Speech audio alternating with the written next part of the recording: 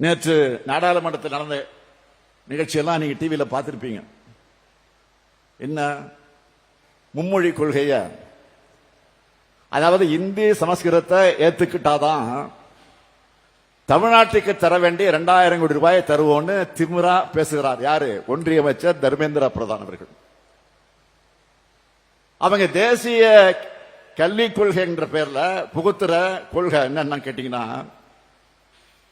தமிழ்நாட்டுடைய கல்வி வளர்ச்சியை மொத்தமா அழிச்சு ஒழிச்சிடணும். நாம அதை எதிர்க்கிறோம்.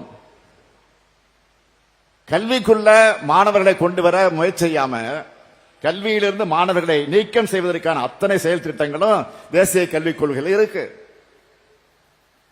கல்வியை தனியார்மயமாக்குறது, பணக்காரர்களுக்கு மட்டுமே உயர்கல்வியின் நிலையை ஏற்படுத்துறது, கல்வியை மதவாதத்தோடு புகுத்துறது, சின்ன பிள்ளைங்களுக்கு கூட பொது தேர்வு, கலை அறிவியல் பொறியியல் படிப்புகளுக்கு நீட் மாதிரி நுழைவுத் தேர்வு,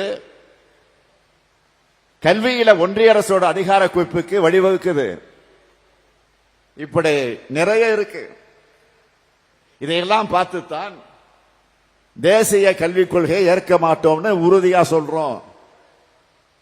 ஆனா இதையெல்லாம் ஏத்துக்கிட்டாதான் உங்க நிதி உங்க கைக்கு வரும்னு பிளாக்மெயில் பண்றார். யாரு? ஒன்றிய கல்வி அமைச்சர் தர்மேந்திர பிரதான் அவர்கள். அதனால்தான் ஏற்கனவே உறுதியா சொன்ன, திட்டவட்டமா சொன்ன, அழுத்த திருத்தமா சொன்ன, 2000 கோடி இல்ல, நீங்க 10,000 கோடி தந்தாலும் உங்களுடைய நாசகார நாக்பூர் திட்டத்தை ஏத்துக்க மாட்டோம்னு திட்டவட்டமாக நான் சொன்னேன். இந்த மேடையில அதைத்தான் திரும்பவும் சொல்லுகிறேன், உறுதியோடு தெரிவிச்சுக்கிறேன்.